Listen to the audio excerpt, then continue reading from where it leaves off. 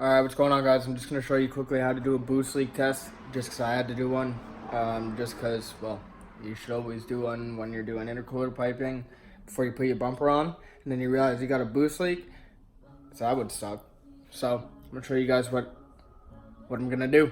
So all you really need is a compressor, an air gauge, and then you can literally do this as ghetto as you want. So I disconnected it from the throttle body and I disconnected it from the turbo. Now, I literally used a can of throttle body cleaner because it fits, it's 2.5 inches and fits in that 2.5 inch to 3 inch coupler perfectly. And I just used a hose clamp. And then this, I got a little bit, I guess you could say fancy with. I took an aluminum water bottle, kind of like, I'm not sure where that other one went. I took an aluminum water bottle, essentially cut the bottom off, drilled a hole, and then put a valve stem in there so that this is where I can fill it from. So all you're literally gonna do is just fill this with your air gauge. Connect. Turn on. Right now it's at 0 psi.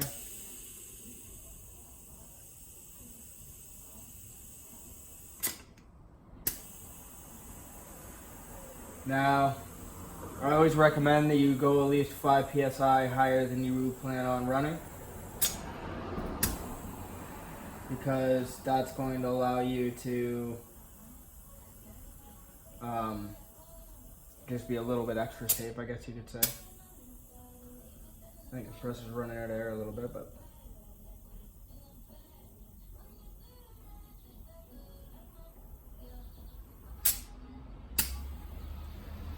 now the biggest thing is once you get pressure in there.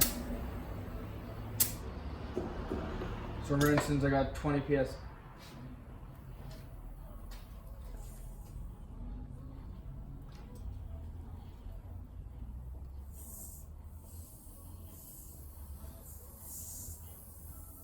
And I can hear a leak coming from right there, so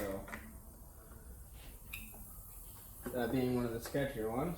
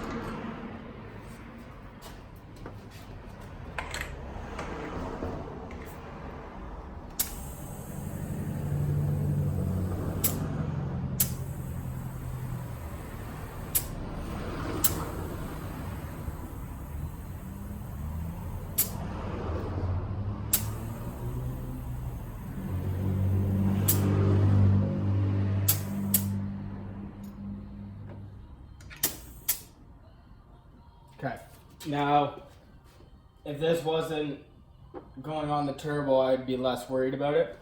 But for instance, as you can see, it's at 15, 14.9, 14.8,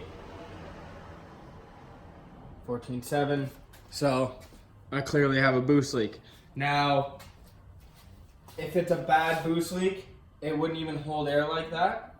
So now what you're gonna do is you're gonna take a little squirt bottle, fill it with some soap and water, like some dish soap and water, and you're gonna spray each one of your couplers. All right? Okay, so now essentially what you're gonna do is you're just gonna spray all your couplers, and just like so, some soapy water. Make sure you get in this one. All right.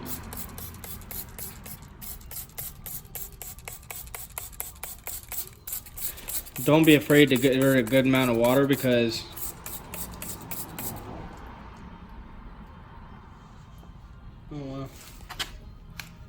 Look at that.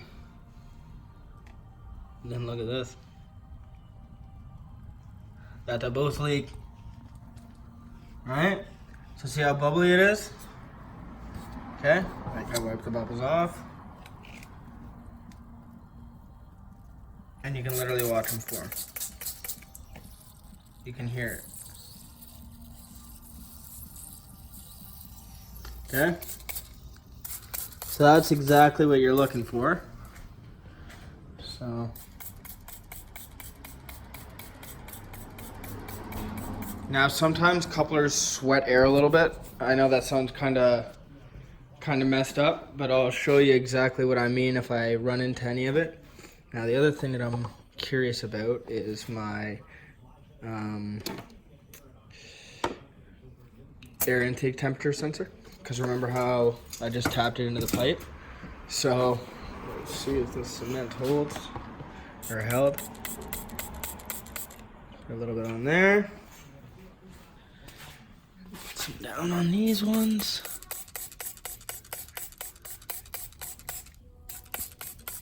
Sorry about the lighting here, guys.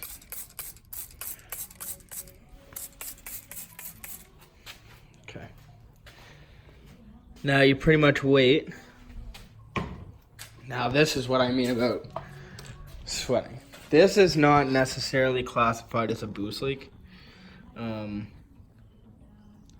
See how there's like little bubbles forming on the inside of the coupler? A little bit. That's normal.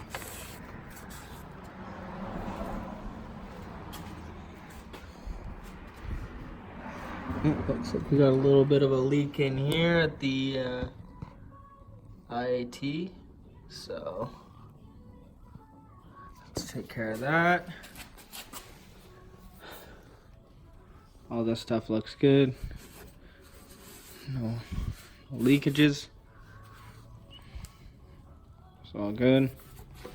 I like to, as I'm checking and making sure that there is nothing, just wipe it down. That way you know what you checked and what you haven't, and what's good and what's not, essentially. So it's all good. That is clearly my boost leak. So now what you're gonna do is, because this is a Schrader valve, like a car tire essentially, we'll let all the air out.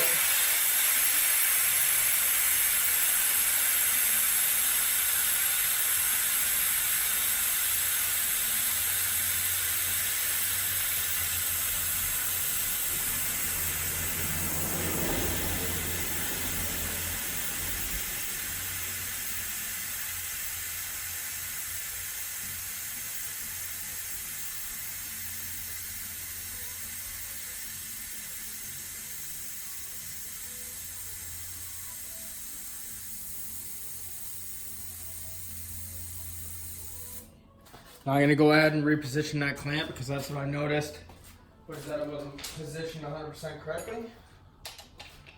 So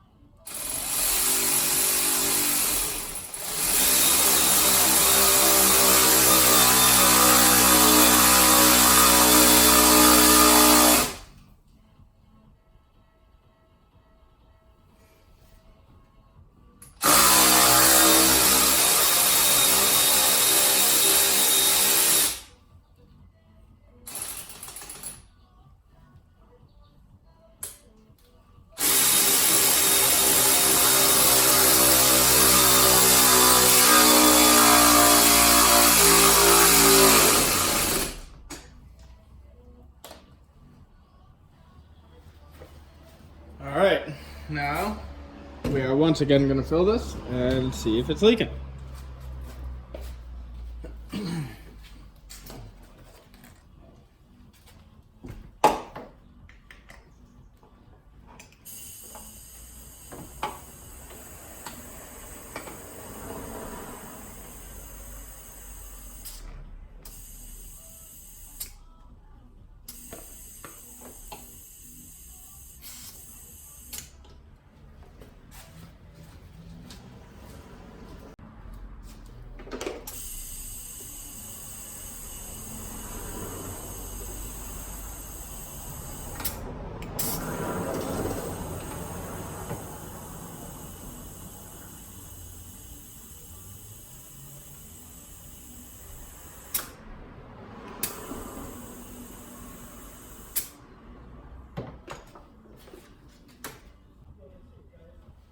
That's how you do it.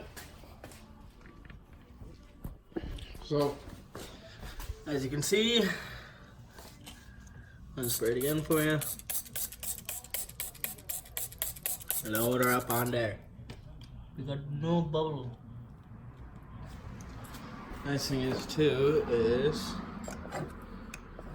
let's see here. Let me see if even pressure.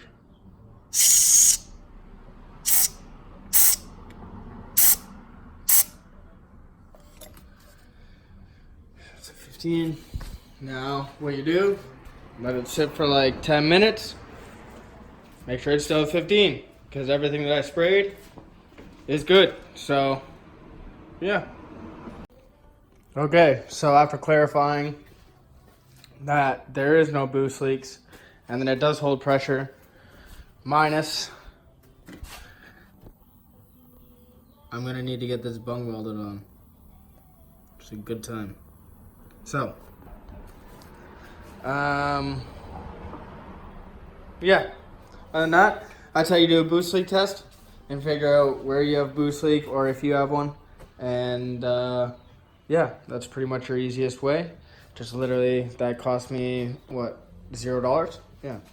So, that's how you guys, if you guys got any questions, let me know. I'll get back to you. Have a great day.